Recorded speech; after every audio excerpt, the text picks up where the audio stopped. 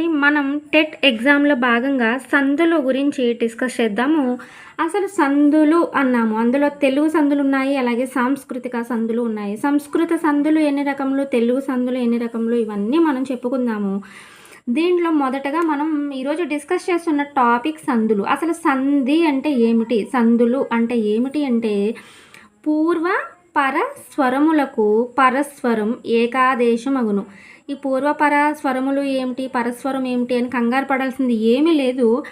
ఇక్కడ చూడండి, పూర్వపర స్వరములు అన్నారు. పూర్వ అంటే ముందు, పర అంటే తరువాత. పూర్వ స్వరము అనేది నేను మామూలుగా మనకు అర్థమయ్యే భాషలో నేను సింపుల్గా చెప్పేస్తున్నాను. జస్ట్ మనం దీన్ని సాంస్కృతికంగా అంటే లేకపోతే సిస్టమేటిక్గా కరెక్ట్గా అనేది లేదు. జస్ట్ ఒక బండ గుర్తులాగా చెప్పేస్తున్నాను. పూర్వ స్వరములకు అంటే మొదటి పదముకు, పరస్వరములు అంటే రెండవ పదముకు, మొదటి పదముకు రెండవ పదముకు రెండవ పదం ఏకాదేశం అగును. ఫస్ట్ వచ్చిన వర్డ్కి అండ్ సెకండ్ వచ్చిన వర్డ్కి, ఫస్ట్ వచ్చిన పదానికి రెండవసారి వచ్చిన పదానికి రెండవసారి వచ్చే పదము అనేది లేదా అక్షరము అనేది ఏకాదేశం అగును. అర్థమవుతుందా? మొదట వచ్చిన స్వరములకు అంటే మొదట వచ్చిన పదములకు, అలాగే చివర వచ్చిన పదములకు చివర వచ్చే స్వరం అనేది అంటే చివర వచ్చే పదము లేదా అక్షరము అనేది ఏకాదేశమగును అనేది సంధి. ఈ సంధి అనేది ఏంటి అంటే హార్డ్గా ఉన్న వర్డ్స్ని అంటే చాలా క్రిటికల్గా మాట్లాడడానికి లేనటువంటి వివరణ లేకుండా కంప్లీట్గా ఒక వర్డ్ని మాట్లాడాలి అంటే వీలు కాని వాటిని ఈజీగా మాట్లాడడానికి ఈ సందుల్ని తీసుకొచ్చారు. అంటే ఇప్పుడు ఎలా చెప్పాలి అంటే ఒకటి ఏదైనా మనం ఎగ్జాంపుల్ తీసుకున్నాం అనుకోండి, ఏదన్నా అంటే ఏం తీసుకుందాం, గురుపదేశము అని అన్నారు, లేకపోతే గురుపదేశము, పితృరుణము, కారాగ్రము, మునీశ్వరుడు అన్నారు. ఇప్పుడు గురుపదేశము అన్నారు. గురువు ఉపదేశము అని అంటే ఎలా ఉంది? గురువు ఉపదేశం. ఇక్కడ గురువు పలకాలి, ఇక్కడ ఉపదేశము పలకాలి. కానీ ఈ సందులు రావడం వల్ల ఏమవుతుందంటే గురుపదేశము అని అంటాము. గురుపదేశము అని అంటూ ఉంటే ఏమవుతుందంటే ఒక లెటర్ అనేది మిస్ అవుతుంది, మాట్లాడే ప్రొనౌన్సియేషన్ అనేది ఈజీగా అవుతుంది. మన కష్టతరంగా ఉన్న భాషని సులభతరం చేసుకోవడానికి ఈ సందులు అనే వాటిని తీసుకొచ్చారు. దాంట్లో మనం ముందు సందుల్లో రకాలు, సంస్కృత సందుల గురించి తెలుసుకుందాము. సంస్కృత సందులు అంటే టాపిక్ పెద్దగా ఉంది అని చెప్పేసి కంగారు పడవలసిన అవసరం ఏం లేదండి. చాలా ఈజీగా చాలా అర్థమయ్యేలాగా చెప్తాను. సంస్కృత సందులలో ఒక సంధి అయిన సవర్ణ దీర్ఘ సంధి గురించి మనం ఫస్ట్ డిస్కషన్ చేద్దాము. సవర్ణ దీర్ఘ సంధి అన్నాము. సవర్ణ దీర్ఘ సంధికి ఇక్కడ సూత్రం ఇచ్చారు.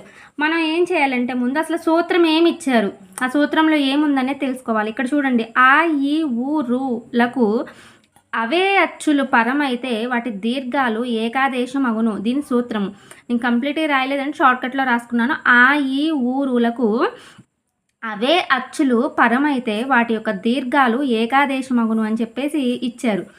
అంటే ఏంటో అని మనం అసలు అనుకో అవసరం లేదండి. ఇప్పుడు ఆ ఉంది, ఆకి మళ్ళీ ఆ కానీ పరం అవ్వాలి. అండ్ ఈ ఉంది, ఈకి కూడా అంతే, ఈ కానీ పరం అవ్వాలి. అండ్ ఊ ఉంది, ఊకి కూడా అంతే, ఊ కానీ పరం అవ్వాలి. రూ కూడా అంతే, రూ కానీ పరం అవ్వాలి. అసలు పరం అవ్వడము అంటే ఏమిటి, పరం అయితే వాటి దీర్ఘాలు ఏకాదేశం అవ్వడం అంటే ఏమిటి అంటే మనం ఒక సెంటెన్స్ని చెప్పుకున్నామండి. ఏదైనా ఒక సెంటెన్స్ చెప్పుకున్నప్పుడు ఇక్కడ ప్లస్కి ముందు ఒక పదము, ప్లస్కి యువతలో ఒక పదము ఉంది. ఈ ప్లస్కి చివరున్న ఇక్కడ చూడండి, ఇది ఒక పదం అనుకుందాము. ఈ పదంలో చివరి అక్షరము అండ్ ఈ పదంలో మొదటి అక్షరము ఒకటే అవ్వాలి. ఈ పదంలో ఉన్న చివరి అక్షరము, ఈ పదంలో ఉన్న మొదటి అక్షరము ఒకటే అయితే వాటి యొక్క దీర్ఘాలు ఏకాదేశమగును అని అంటారు. అంటే సవర్ణమైన అచ్చులు, అవే అచ్చులు పరమైతే. ఆ ఈ ఊరులకు అవే అచ్చులు అంటే ఇప్పుడు ఈ ఆ ఈ ఊరులకి ఇక్కడ ఉంది, ఆ ఈ ఊరులో ఒక దానికి సంబంధించిన పదం ఒకటి ఉంది అనుకుందామండి. వాటికి మళ్ళీ అదే అచ్చు పరమైతే వాటి దీర్ఘం ఏకాదేశమగును. దాన్ని సవర్ణ దీర్ఘ సంధి అంటారు. ఇక్కడ దీనికి ఒక ఎగ్జాంపుల్ చూద్దామండి. మనం కారాగ్రము అని ఇచ్చారు. కారాగ్రము అంటే దీన్ని విడదీయాలి. విడదీయండి ఒకసారి. కారాగ్రము అని విడదీయండి, ఏమొస్తుందో ఒకసారి చూడండి. కారాగ్రముని విడదీస్తే ఏమొస్తుంది? కార ప్లస్ అగ్రము, కర ప్లస్ అగ్రము వచ్చింది. ఇక్కడ చూడండి ఒకసారి. కర ప్లస్ అగ్రము. ఇక్కడ కర, నేను ఇక్కడ కర అంటే మనకి చివరి అక్షరం రా వచ్చింది అనుకోద్దు. ఉచ్చారణ పలికే పదంలో కర్ర, రా అంటే ఆ పలుకుతుంది. కర్ర, అర్థమవుతుందా? కర్రా, రాలో ఆ పలుకుతుంది. అండ్ ఇక్కడ అగ్రములో కూడా మనకు ఆ పలుకుతుంది. ఇక్కడ ఏమైంది? ఆ ఈ ఊరులకు అవే అచ్చులు అన్నాము. ఆకి ఆనే పరమైంది. సో ఇవాటి దీర్ఘం ఏకాదేశమవును, అదే సవర్ణ దీర్ఘ సంధి అవుతుంది. ఆకి మళ్ళీ ఆనే మనం పలికేటప్పుడు ఇక్కడ పలికింది మనకు రా వచ్చిందని రా అనొద్దు. చివరి ప్రొనౌన్సియేషన్లో చివరి పలికే పదం ఏం పలుకుతున్నాము? కర, రా, కర్రా, ఆ వస్తుంది. And next మునీశ్వరుడు. మునీశ్వరుడు అంటే ముని ప్లస్ ఈశ్వరుడు. ముని ప్లస్ ఈశ్వరుడు. ఇక్కడ చూడండి, ముని మీరు పలకండి. నేను అనేది మీరు వినడం కాదు, మీరు పలకండి. నేను పలికేటప్పుడు నాతో పాటుగా మీరు పలకండి. మునీశ్వరుడు, ముని ఈ. అండ్ ఈశ్వరుడు, ఏచుకి ఏచు పరమైంది, ఈకి ఈనే పరమైంది. ఈ రెండో ఈ పరమైంది. మొదటి ఈకి రెండో ఈ పరమైంది. ఏది పరమైనా ఏం కాదు. ఈ కానీ రెండో ఈ కానీ ఏది పరమైనా ఏం కాదు. అంటే ఇక్కడ ఈ పదంలో వచ్చిన చివరి పదము, ఈ పదంలో వచ్చిన మొదటి అక్షరము, దీంట్లో వచ్చిన చివరి అక్షరము, దీంట్లో వచ్చిన మొదటి అక్షరము ఒకటే అవడాన్ని మనం సవర్ణ దీర్ఘ సంధి అంటారు. నెక్స్ట్ గురుపదేశము. గురు ప్లస్ ఉపదేశము గురు ఊ ప్లస్ ఊ. అండ్ పితృ రుణము. పితృ రుణము. పితృ అంటే ఏమొస్తుంది? ఒకసారి చూడండి. పితృ ప్లస్ రుణము. పితృ చదవండి. రూ పలుకుతుంది. పితృలో రూ వచ్చింది. ప్లస్ అంటే పితృ ప్లస్ రుణము అన్నాం కదా. పితృ ప్లస్ రుణము. రూ ప్లస్ రుణము. ఇక్కడ ఏమైంది? రూకి రూనే పలికింది. ఆ ఈ ఊరులకు అవే అచ్చులు పరమైనవి. ఇక్కడ కొంచెం మీకు రఫ్లా ఉంది, కానీ కొంచెం అర్థం చేసుకోవడానికి ప్రయత్నించండి. చాలా ఈజీగా ఉంటుంది. ఈ అక్షరానికి మళ్ళీ అదే అక్షరము ఏం లేదు. ఒక అక్షరం ఈ దీంట్లో ఉన్న అక్షరానికి విడదీసినప్పుడు మళ్ళీ మొదటి అక్షరంలో పలికే అక్షరము విడదీసేటప్పుడు మొదటి పదంలో చివరి అక్షరం ఏమవుతుంది, అలాగే రెండవ పదంలో మొదటి అక్షరం ఏమవుతుందో ఆ రెండు ఒకేలాగా పలికితే, అంటే ఇక్కడ చివరి అక్షరంలో మనం పలికేది మునీశ్వరుడు అన్న ముని ఈ పలుకుతుంది. ఈశ్వరుడులో ఈ ఉంది. ఈ రెండు ఏమవుతుంది? ఒకే అక్షరము, అవే కదా పరమవుతుంది. ఇక్కడ సంధిలో చూడండి, ఇక్కడ ఈకి ఈ, ఊకి ఊ, రూకి రూ అన్నాము. అంటే మనం ఇలా ఒక పదాన్ని తీసుకున్నప్పుడు దీంట్లో ఫస్ట్ వర్డ్, దీంట్లో లాస్ట్ వర్డ్ సేమ్ అవ్వాలి. దీంట్లో లాస్ట్ వర్డ్, దీంట్లో ఫస్ట్ వర్డ్ సేమ్ అవ్వాలి. అదే సవర్ణ దీర్ఘ సంధి. చాలా ఈజీ అండి. మీకు ఒకవేళ అర్థం కాలేదు అని అంటే నేను ఇంకా చాలా ఎగ్జాంపుల్స్ చెప్తాను మీకు ఎలా అర్థం చేసుకోవాలనేది. అంటే నేను లాంగ్వేజ్ పరంగా పర్టిక్యులర్గా ప్రిన్సిపల్స్ పరంగా రూల్స్ పరంగా వెళ్ళట్లేదు, మీకు అర్థమయ్యేలాగా వివరంగా చెప్పేస్తున్నాను. పర్టిక్యులర్ సెంటెన్స్ని కరెక్ట్ వేలో నేను చెప్పట్లేదు. అంటే సంస్కృతం నుంచి సంధి ఎలా వచ్చింది, సంస్కృతంలో ఏ పార్ట్ నుంచి వచ్చింది, ఎలా వచ్చింది, దీన్ని విడదీయడానికి ఎన్ని మూలాలు ఉన్నాయి, ఆ మూలాల నుంచి ఏం తీసుకున్నాం, ఎలా విడదీసాం, ఎంత డెప్త్ చెప్తే మీ మెయిన్ టాపిక్ మర్చిపోతారని నేను మీకు బండ గుర్తులాగా గుర్తుండేలాగా మాత్రమే చెప్తున్నాను. డెప్త్ క్లాస్ కావాలి అలా అయితేనే అర్థమవుతుంది అంటే నేను డెఫినెట్గా మీకు ఆ క్లాస్ కూడా చెప్తాను. అలాగే కూడా అర్థమవుతుంది. కాకపోతే చాలా టైం తీసుకుని మనం అర్థం చేసుకొని కొంచెం కాన్సన్ట్రేషన్ చేస్తే అదైతే అసలు మనం లైఫ్లో మర్చిపోము. కాకపోతే ఏంటంటే టైం ఎక్కువ పడుతుంది మనం అర్థం చేసుకోవడానికి. ఇప్పుడు ఈ టాపిక్స్ని మాత్రమే మనం అర్థం చేసుకుంటే సరిపోదు. దీనికి ముందు మనం చదవాలి, దాన్ని గుర్తుపెట్టుకోవాలి. ఓహో దీనికి ఇది ఇలా వచ్చిందా అని చెప్పేసి ఆలోచించాలి. సో ఇదేం లేకుండా ఒకవేళ అన్ఎక్స్పెక్టెడ్గా వచ్చినా మీకు బండ గుర్తులా ఉండడం కోసం నేను చెప్తున్నాను. అండ్ నెక్స్ట్ గుణసంధిని చూద్దాము. మీకు సవర్ణ దీర్ఘ సంధి అర్థమైందని నేను అనుకుంటున్నాను. ఏదైనా ఒక పదం కానివ్వండి, ఏ పదం వచ్చినా దాన్ని విడదీయండి. దాంట్లో వచ్చిన మొదటి అక్షరంలో వచ్చిన చివరి పదము అండ్ రెండవ పదంలో వచ్చిన మొదటి అక్షరము ఒకే రకంగా పలికాలి. ఒకే రకంగా పలికితే అది సవర్ణ దీర్ఘ సంధి, అంతే. సూత్రాన్ని ఒక్కదాన్ని గుర్తుపెట్టుకోండి. ఏ అక్షరాలకి అని చెప్పారనేది గుర్తుపెట్టుకోండి. ఆ, ఈ, ఊరు, ఈ 4 అక్షరాలకు మాత్రమే, ఆ, ఈ, ఊరులకు మాత్రమే అవే అచ్చులు పరమైతేనే వాటి దీర్ఘాలు ఏకాదేశం అవుతాయి. చాలా ఈజీ అండి, కొంచెం గుర్తుపెట్టుకోవాలంతే. అండ్ నెక్స్ట్ వన్ గుణసంధి. అకారానికి ఈ, ఊరులు పరమైతే ఏ, ఓ, ఆర్లు ఏకాదేశమగును అని చెప్పేసి ఇచ్చారు. ఇక్కడ చూడండి, అకారానికి ఈ, ఊరులు పరమైతే ఏ, ఓ, ఆర్లు ఏకాదేశమగును అని చెప్పేసి ఇచ్చారు. అంటే మీకు అసలు ఇది చూడంగానే ఇది అర్థమైపోవాలి ఎలా చెప్పాము అనేది. ఇక్కడ చూడండి, కౌరవేంద్రుడు, పరోపకారము, దేవఋషి అని చెప్పేసి ఇచ్చారు. కౌరవేంద్రుడుని విడదీయండి. నేను ఇది ఎక్స్ప్లెయిన్ చేస్తాను. ఎక్స్ప్లెయిన్ చేయకుండా సెంటెన్స్లో వర్డ్లోకి వెళ్ళిపోతుంది ఏంటి అనుకోవద్దు, నేను ఎక్స్ప్లెయిన్ చేస్తాను చూడండి, మీకు అర్థం అవ్వాలని చెప్తున్నా. కౌరవేంద్రుడుని మీరు ఎలా విడదీయాలి అనేది ముందు మీరు పలకండి. కౌరవ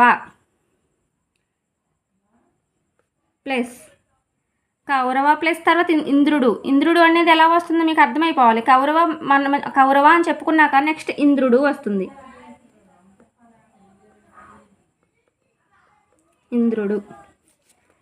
ఇక్కడ చూడండి, కౌరవ ప్లస్ ఇంద్రుడు, అర్థమవుతుందా? కౌరవ ప్లస్ ఇంద్రుడు. నెక్స్ట్ పరోపకారము, పరా ప్లస్ ఉపకారము. నెక్స్ట్ దేవర్షి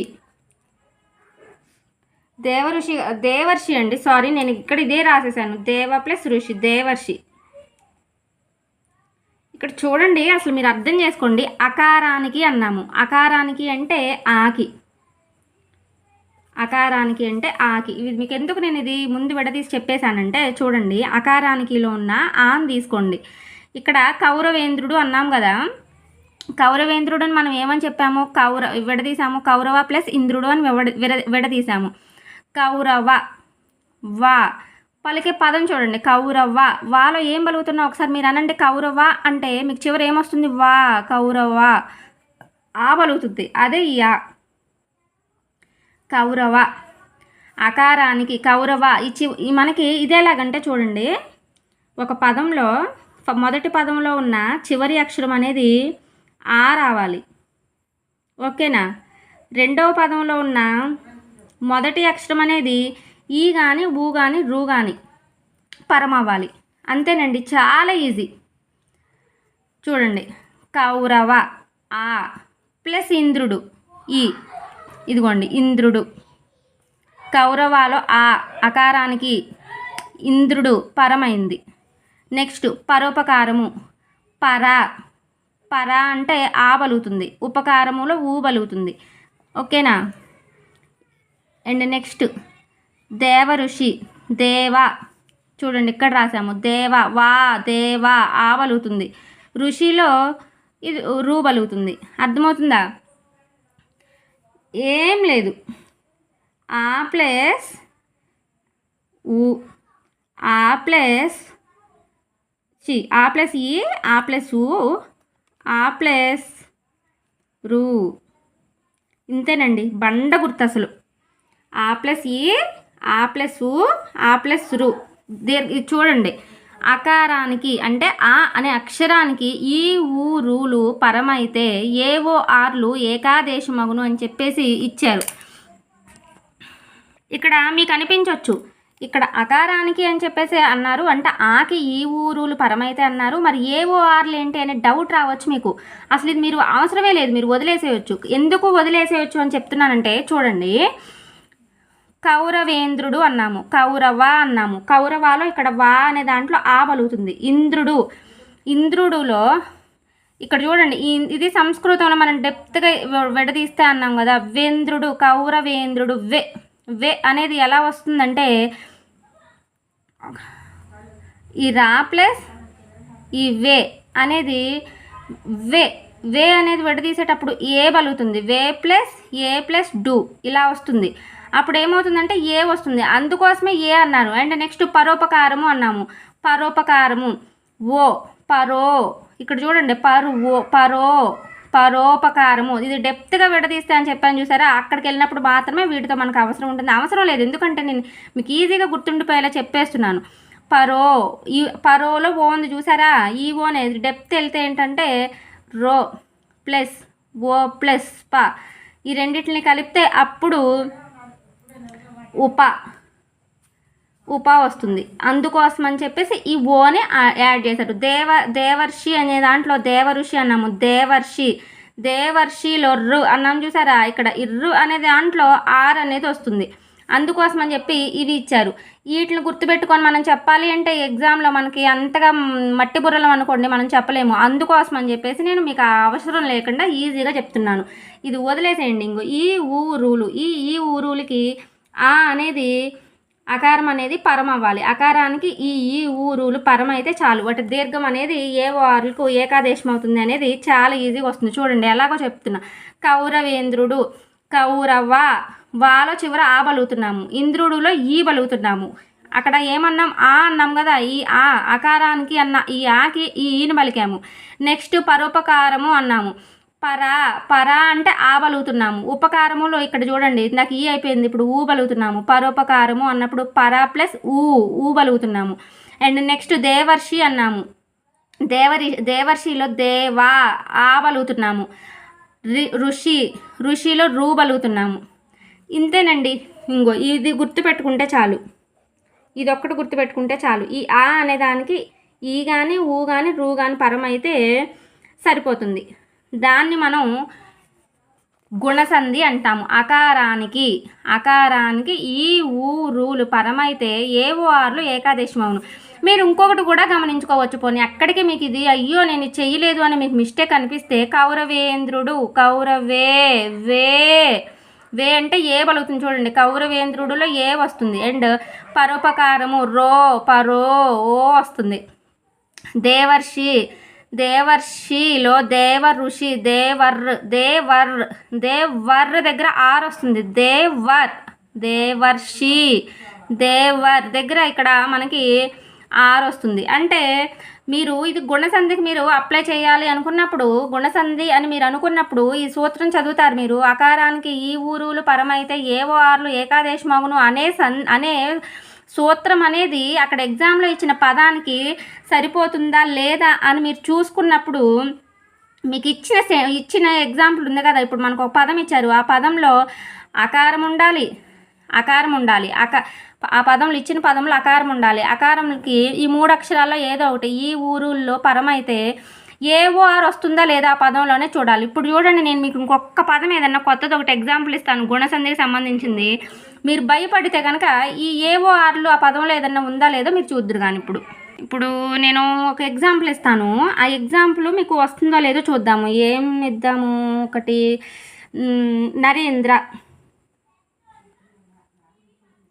నరేంద్ర అనే పదాన్ని చూద్దాము. నరేంద్ర అన్నాము. నరేంద్రాన్ని విడదీద్దాము. అండ్ ఇంకొకటి ఏదన్నా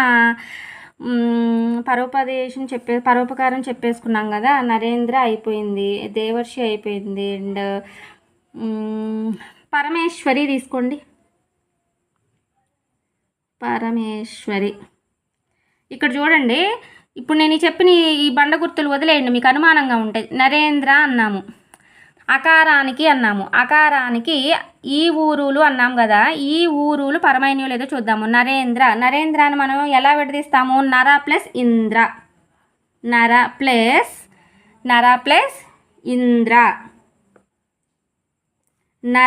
నరలో ఆ బలుగుతుంది. ఇంద్రాలో ఈ పలుకుతుంది. నేను ఇక్కడ చెప్పింది మీకు చూశారు కదా, ఆకి ఈ పరం అవ్వాలి అన్నాము, లేదా ఊ పరం అవ్వాలి అన్నాము, లేదా రూ పరం అవ్వాలి అన్నాము. ఇక్కడ ఇది పరమైంది.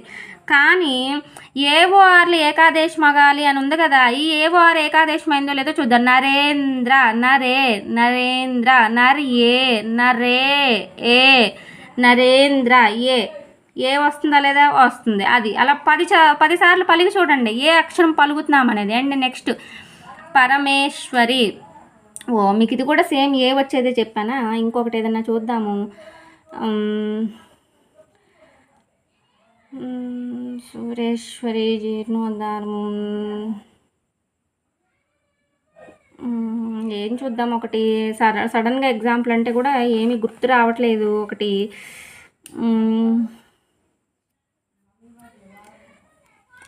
సౌరభోత్కారము చూద్దాము. సౌరభోత్కారము రాస్తాను. సౌరభోత్కారము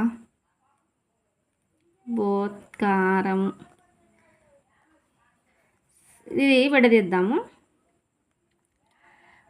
విడదీస్తే ఏమొస్తుంది ఒకసారి మీరు విడదీయడానికి ట్రై చేయండి. సౌరభోత్కారము అన్నాము. సౌరభోత్కారాన్ని మనం ఎలా విడదీయాలి? సౌరభ ప్లస్ ఉత్కారము.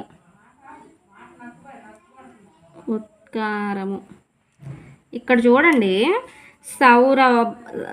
సౌరభోత్కారము, సౌరభ ప్లస్ ఉత్కారము.